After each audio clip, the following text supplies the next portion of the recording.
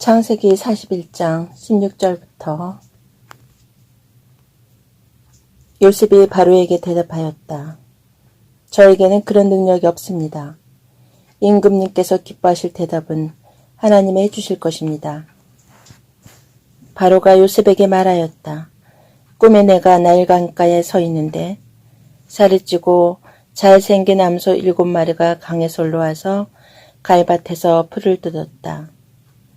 그것들의 뒤를 이어서 약하고 아주 흉측하고 야윈 다른 암소 7마리가 올라오는데 이집트 온 땅에서 내가 일찍이 본 일이 없는 흉측하기 짝이 없는 그런 암소들이었다. 그 야위고 흉측한 암소들은 먼저 올라온 기름진 암소 7마리를 잡아먹었다. 흉측한 암소들은 살이 찐 암소들을 잡아먹었는데도 여전히 굶은 암소처럼 흉측하였다. 그리고는 내가 깨어났다.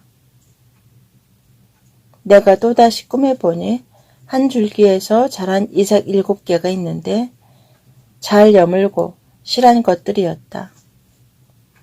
그것들의 뒤를 이어서 다른 이삭 7개가 피어나오는데 열풍이 불어서 시들고 야유고 마른 것들이었다. 그 야윈 이삭이 잘 여문 7 이삭을 삼켜버렸다. 내가 이 꿈 이야기를 마술사와 현인들에게 들려주었지만 아무도 나에게 그 꿈을 해몽해 주지 못하였다. 요셉이 바로에게 말하였다. 임금님께서 2번 꾸신 꿈의 내용은 다 같은 것입니다. 임금님께서 장차 하셔야 할 일을 하나님이 보여주신 것입니다. 그 좋은 암소 7마리는 7회를 말하고 잘 여문 이삭 7개도 7회를 말하는 것입니다. 두 꿈이 다 같은 내용입니다. 뒤따라 나온 야유고 흉측한 암소 7마리나 열풍에 말라버린 쓸모없는 이삭 7개도 역시 7회를 말합니다. 이것들은 흉년 7회를 말하는 것입니다. 이제 제가 임금님께 말씀드린 바와 같이 임금님께서 앞으로 하셔야 할 일을 하나님이 보여주신 것입니다. 앞으로 올 7회 동안에는 온 이집트 땅에 큰 풍년이 될 것입니다. 그런데 곧 이어서 7회 동안 흉년이 될 것입니다. 그렇게 되면 이집트 땅에 언제 풍년이 있었더냐는 듯이 지나간 일을 다 잊어버리게 될 것입니다. 그리고 기근이 이 땅을 황폐하게 할 것입니다. 풍년이 든 다음에 오는 흉년은 너무나도 심하여서 이집트 땅에서는 아무도 그 전에 풍년이 든 일을 기억하지 못할 것입니다.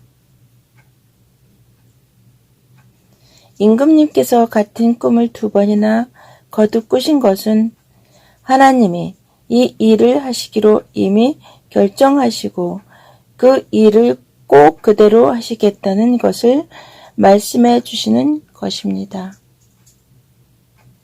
이제 임금님께서는 명철하고 슬기로운 사람을 책임자로 세우셔서 이집트 땅을 다스리게 하시는 것이 좋을 듯합니다. 임금님께서는 전국에 관리들을 임명하셔서 풍년이 계속되는 7회 동안에 이집트 땅에서 거둔 것의 5분의 1을 해마다 받아들이도록 하심이 좋을 듯합니다.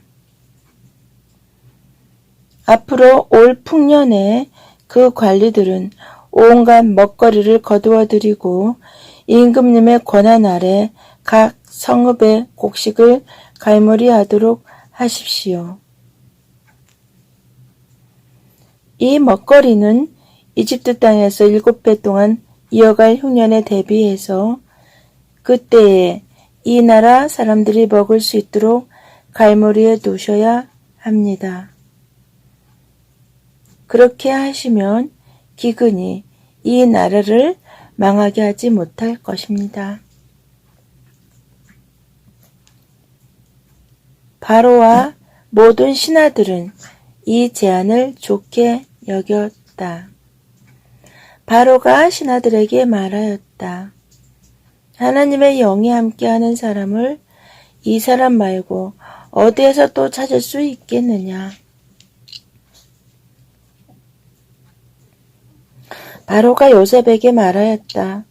하나님이 너에게 이 모든 것을 알리셨는데 너처럼 명철하고 슬기로운 사람이 어디에 또 있겠느냐. 네가 나의 집을 다스리는 책임자가 되어라.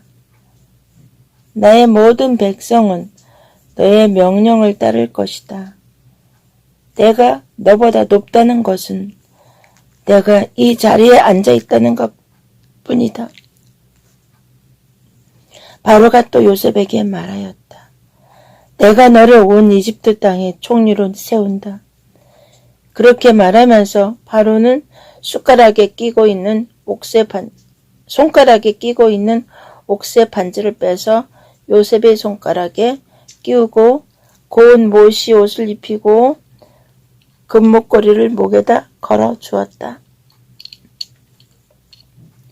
그런 다음에 또 자기의 병거에 버금가는 병거에 요셉을 태우니 사람들이 물러나거라 하고 외쳤다. 이렇게 해서 바로는 요셉을 온 이집트 땅의 총리로 세웠다. 바로가 요셉에게 말하였다. 나는 바로다.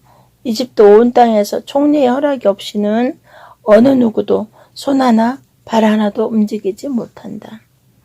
바로는 요셉에게 사브낫바네 아라는 이름을 지어주고 온의 제사장 보디베라의 딸 아스낫과 결혼을 시켰다. 요셉이 이집트 땅을 순찰하러 나섰다.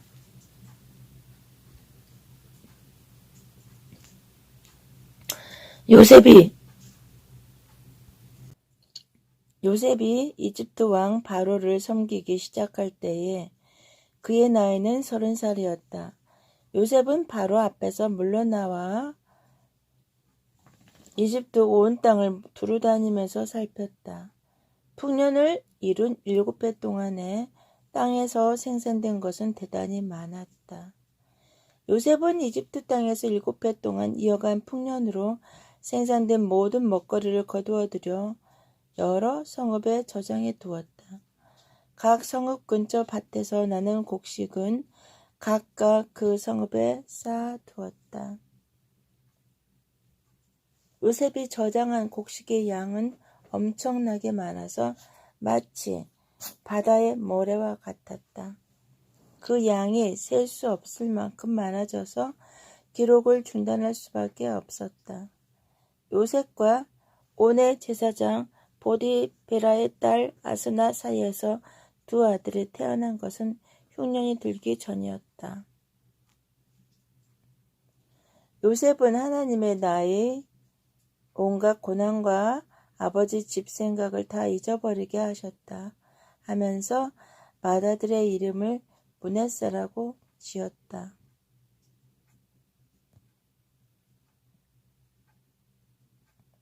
둘째는 내가 고생하던 이 땅에서 하나님의 자손을 번성하게 해주셨다 하면서 그 이름을 에브라임이라고 지었다.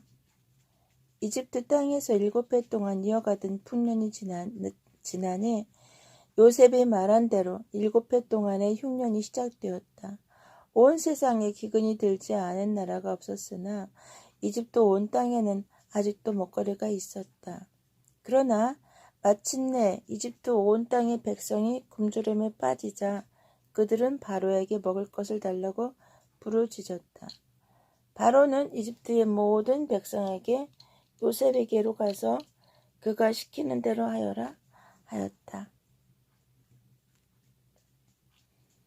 온 땅에 기근이 들었으므로 요셉은 모든 창고를 열어서 이집트 사람들에게 곡식을 팔았다. 이집트 땅 모든 곳에 기근이 심하게 들었다. 기근이 온 세상을 뒤덮고 있었으므로 다른 나라 사람들도 요셉에게서 곡식을 사려고 이집트로 왔다.